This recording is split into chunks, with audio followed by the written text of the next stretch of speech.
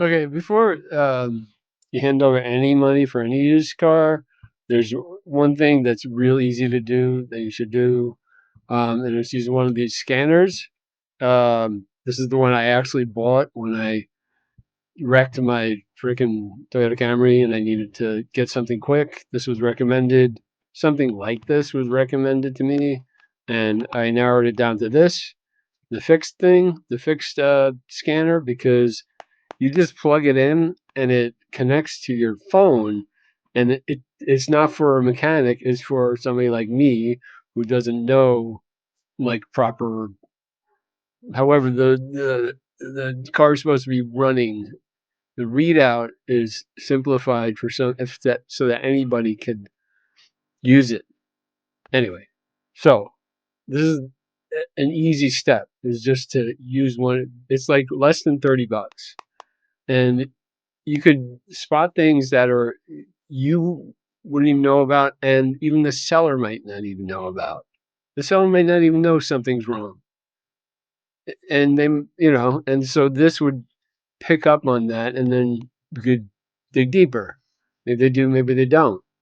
But this is easy. You pull it out, it attaches to your phone. You see the readout. You plug it in. It's usually under the dash. Every car after I think 96 built has this thing.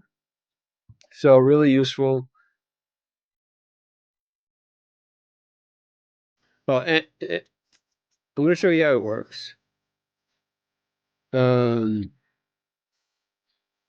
I think the port is called OBD2 port. Is that the name of a scanner? I think that's the name of the port. The mechanics use it all the time. When you drop off your car, this is like one of the things they do. They have a more heavy duty scanner. I'm sure it plugs into other systems that they got at the shop. This is for me and you. Anybody, or anybody looking for a used car. So here's how it works. The port is usually somewhere under the dashboard on the driver's side. I'll show you mine. Plug the scanner in,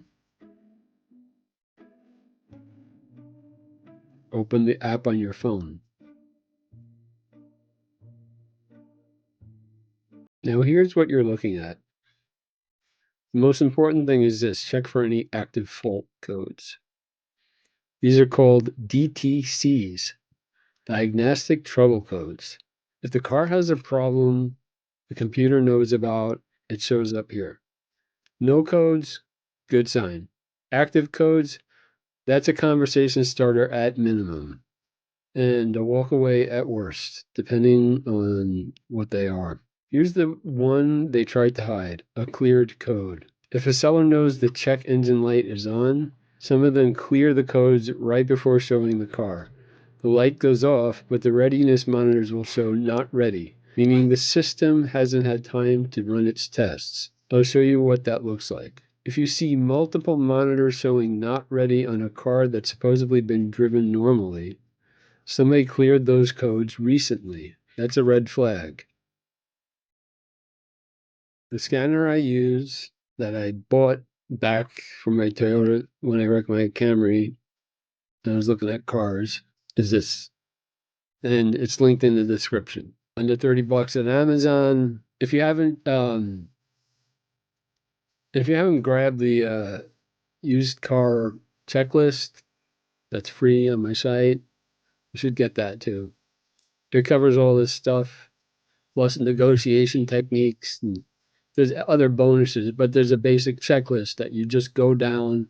You could pull it up on your phone when you're standing there, and just like as a reminder, all the stuff that you should check. It's on the checklist. It's free. I'm Jack.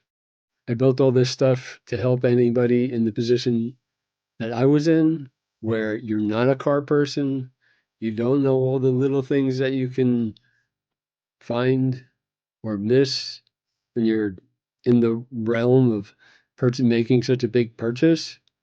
I mean, and then like everybody you talk to has a different opinion on what you should check. This is well researched. thorough checklist, and it's free on the site. You can download a PDF, or you can just have it so that you pull it up on your phone. It's pretty awesome. It's something that I would have wanted, that I could have used. Um, and I probably wouldn't have bought the car that I bought, actually. I'm happy with my car, but that's another story. Anyway, it's all in plain English. It's not for mechanics. Um, See you in the next one.